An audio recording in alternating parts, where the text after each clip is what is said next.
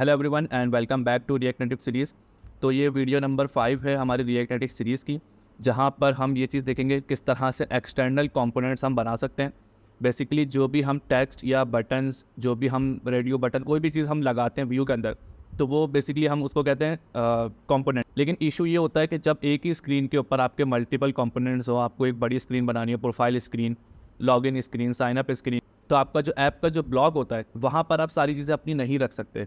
क्योंकि अगर वहाँ पे आप रखेंगे तो आपका कोड बहुत ज़्यादा लेंथी हो जाएगा और कोई चीज़ ऐसी जो आपको रीयूज़ करनी पड़े तो आपको अलग अलग स्क्रीन्स के ऊपर वो चीज़ दोबारा से बनाना पड़ेगी। तो उस चीज़ को रीयूजेबल बनाने के लिए हम कंपोनेंट्स को एक अलग फ़ाइल के अंदर बनाते हैं। अलग फ़ाइल से बनाने से पहले हम एक ही सिंगल फ़ाइल के अंदर हम उसको फंक्शनल कंपोनेंट के अंदर पहले बनाकर देखते हैं, फिर देन हम उसको एक एक्सटर्नल फ़ाइल के अंदर जो है बनाकर देखते हैं। तो यहाँ पर अभी मेरे पास एप्लीकेशन खुली हुई है और यहाँ पर अभी मेरे पास कुछ भी नहीं है, व्यू है मेरे पास और ख़ाली यहाँ पे मैं एक टेक्स्ट डालता हूँ और इस टेक्स्ट को मैं यहाँ पे लिखता हूँ और यहाँ पे लिखता हूँ this is first component. Okay, और अब मैं इसको यहाँ पे सेव करता हूँ और मैं यहाँ से अपनी डिवाइस को ज़रा एक बार खोल लूँ और ये मेरे पास डिवाइस पे लिखा हुआ आ रहा है this is my first component, this is first component. ठीक है, अब मैं कंपोनेंट्स बेसिकली हम लोग क्या करते हैं कि हम हर जो टेक्स्ट है ना वो यहाँ पर एक एक इसके नीचे बना रहे होते हैं, कोई भी हमें चीज़ चाहिए होती है। तो यहाँ पर अब एक बनाते हैं हम कॉन्स्ट और इसके आगे लिखते हैं इन्फो और एरो फंक्शन के साथ हम यहाँ पर लिखते हैं रिटर्न और यहाँ पर लिखते हैं हम text this is from component. ठीक है, और अब इस इन्फो को हम यहाँ पर किस तरह से यूज़ करेंगे, यहाँ पर लिखेंगे इन्फो और इस तरह से हम इसको ब्रैकेट को बंद कर देंगे। अब मैं अगर मैं यहाँ पर देखूँ तो क्या लिखा हुआ है दिस इज़ फ्रॉम कंपोनेंट। ठीक है, अब इसको थोड़ा सा हम करते हैं चेंज, यहाँ से इसको हटा के यहाँ पे एक लेते हैं व्यू और इस व्यू के अंदर हम इसको सबसे पहले हम देंगे स्टाइल। और स्टाइल ये सारी चीज़ें हमने प्रीवियस वीडियो के अंदर देखी भी हुई हैं। अगर आपको ये चीज़ नहीं आता तो आप मेरी पुरानी जो वीडियोस हैं उसमें से जाकर ये चीज़ देख सकते हैं कि हम इनलाइन स्टाइलिंग किस तरह से कर सकते हैं। मैं यहाँ पर लिखता हूँ फ्लैक्स डायरेक्शन और यहाँ पर मैं लिखता हूँ रॉ।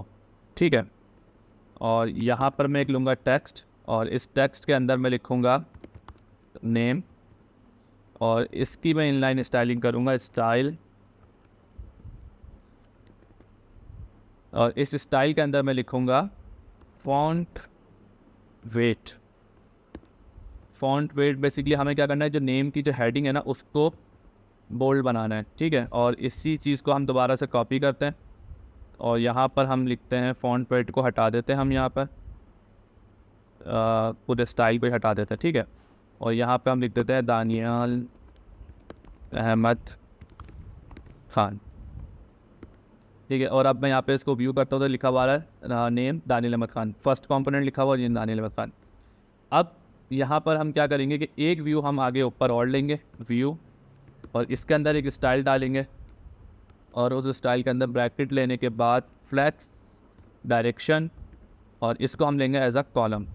ठीक है, क्योंकि हमें मल्टीपल नीचे जो है ना चीज़ें चाहिए तो उसके लिए। अच्छा, मैं मैकबुक यूज़ कर रहा हूँ तो कोड फॉर्मेटिंग के लिए मैं क्या प्रेस करता हूँ, ऑप्शन शिफ्ट और F, तो ये मेरा कोड ऑटो फॉर्मेट कर देता है। ठीक है, अब जो अंदर वाला जो व्यू है ना इसको मैं कॉपी करता हूँ, एक बार पेस्ट, दो बार पेस्ट और ऑप्शन शिफ्ट F, ये फॉर्मेट हो गया। अब मैंने इसको किया सेव तो लिखा हुआ आ गया 3 बार। ठीक है, नाम दानियल अहमद खान। अब मैं यहाँ पे लिखता हूँ पहला वाला नेम आ गया, दूसरे में आ गया क्लास, क्लास की जगह पे मैं लिख देता हूँ इंटरमीडिएट और एक ले लेता हूँ मैं हॉबीज़ और इसके अंदर मैं लिख देता हूँ क्रिकेट। ठीक है, और इसको मैंने सेव किया तो मेरे पास ये लिखा हुआ आ रहा है। अब इसको हम क्या करते हैं, जो ऊपर वाला जो हमारा स्टाइल है ना उसके बाहर हम डालते हैं मार्जिन और मार्जिन डालने के बाद हम इसको देते हैं 20। तो देखिए मेरे पास यहाँ पे लिखा हुआ आ गया एक प्रॉपर ब्लॉक के अंदर नाम, क्लास और हॉबीज़। ठीक है, अब मैं चाहूँ इस इन्फो को ना, अब मैं अगर मल्टीपल टाइम इसको मैं पेस्ट कर दूँ, ठीक है, अब मैंने इसको 3 बार पेस्ट कर दिया तो मेरे पास यहाँ पे 3 बार लिखा हुआ आ रहा है नाम, क्लास और हॉबीज़ की जो कॉलम्स है ना ब्लॉक, वो मेरे पास 3 बार अब लिखे हुए आ रहे हैं। अब इसमें से क्या करते हैं हम, इसमें से हम इन तीनों को उठाते हैं यहाँ से। ठीक है, बल्कि इस पूरे कॉस्ट को उठाते हैं यहाँ से और इसको यहाँ से जब हम इसको कट करेंगे तो ये चीज़ मेरे पास एरर में आ गई। ठीक है, यहाँ पे एक मैं न्यू फाइल बनाता हूँ। इस फाइल का मैं नाम रखता हूँ userinfo.tsx और मैं इसको यहाँ पे ले आके पेस्ट कर देता हूँ। अब यहाँ पे ये किसी चीज़ थोड़ी सी चीज़ों के अंदर एरर देगा, वो एरर इसलिए दे रहा है। अब मैं यहाँ पे लिखता हूँ import और यहाँ पे मैं ब्रैकेट लगा के फ्रॉम रिएक्ट नेटिव। अच्छा, रिएक्ट नेटिव में यहाँ पर इसको मैं as a import from React Native मैंने यहाँ पर लिखा और यहाँ पे मैं लिखता हूँ व्यू और टेक्स्ट। इसके अलावा और कोई चीज़ नहीं चाहिए ना। ठीक है, अब मैं यहाँ पर लिखता हूँ एक्सपोर्ट डिफ़ॉल्ट और यूज़र इन्फो इन्फो। ठीक है, अब मैं आता हूँ अपनी पुरानी वाली फाइल के अंदर जहाँ पर ये एरर आ रहा है मेरे पास। ठीक है, इन्फो का। अब मैं यहाँ पर आके लिखता हूँ import और मैं यहाँ पे ब्रैकेट डालता हूँ फ्रॉम। अब मेरे पास यहाँ पे यूज़र इन्फो लिखा हुआ आ रहा है। इन्फो मैंने नाम असल में गलत लिख दिया, इन्फो होना चाहिए था। और मैं यहाँ पर लिखूँगा इन्फो। इसका मुझे आई थिंक ब्रैकेट हटाना पड़ेगा यहाँ से।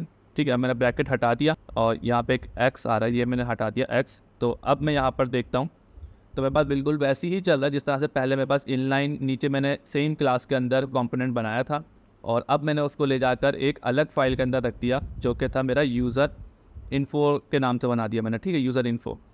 अब इस फाइल बनाने का मकसद क्या है कि आप इस तरह से टेक्स्ट फील्ड अपनी अलग कर सकते हैं, अपने बॉक्सेस कोई आपने कार्ड बनाना है, विजिट बनाना है, तो वो विजिट्स, वो सारे बॉक्सेस, वो सारे कंपोनेंट्स आप अलग कर सकते हैं। और इसमें एक चीज़ और कि आप यहाँ पे एक बनाएंगे फोल्डर जिसका नाम होगा कंपोनेंट्स और ये जितनी भी चीज़ें होंगी ना ये आपने यहाँ पर इस कंपोनेंट के अंदर रखनी है। ठीक है, जब आप इसको मूव करेंगे तो ये आपको इंपोर्ट का भी बोलेगा कि इंपोर्ट अपडेट करें आप अपनी। ठीक है, यहाँ पर आने के बाद आप देखें ये कंपोनेंट्स अपडेट होगा, कंपोनेंट/यूज़र इन्फॉर्मेशन। इसको आप सेव कर लें और ये एज इट इज़ आपके पास यहाँ पे चल रहा होगा। ठीक है, तो अब आपके पास जितने भी कंपोनेंट्स होंगे ना वो आप यहाँ पे बनाएंगे। लॉगिन का एक कंपोनेंट्स के अंदर आप बना सकते हैं जो आपके टेक्स्ट फील्ड होंगे, साइनअप का बटन, सोशल लॉगिन्स के जो आपके इमेजेस होते हैं फेसबुक का, G+ का, याहू का। ठीक है, और उसके अलावा याहू नहीं, एप्पल का। और उसके अलावा जब साइनअप पाएंगे तो साइनअप की अपनी चीज़ें, होम पेज पाएंगे, प्रोफाइल पाएंगे। तो हर चीज़ का कंपोनेंट्स को आप उस हद तक तोड़ें जो चीज़ आपको रीयूज़ करनी हो। उससे फ़ायदा ये होगा कि आपका जो कोड होगा ना वो काफ़ी हद तक रिड्यूस हो जाएगा, काफ़ी हद तक चीज़ें आप रीयूज़ कर सकेंगे। So this is it for this video. और इसके बाद हम वीडियो के अंदर देखेंगे किस तरह से स्टेट्स और प्रॉप्स वगैरह बना सकते हैं। मुझे स्टेट की वीडियो पहले बनानी थी लेकिन स्टेट जो था वो इंडिपेंडेंट है, कंपोनेंट्स है।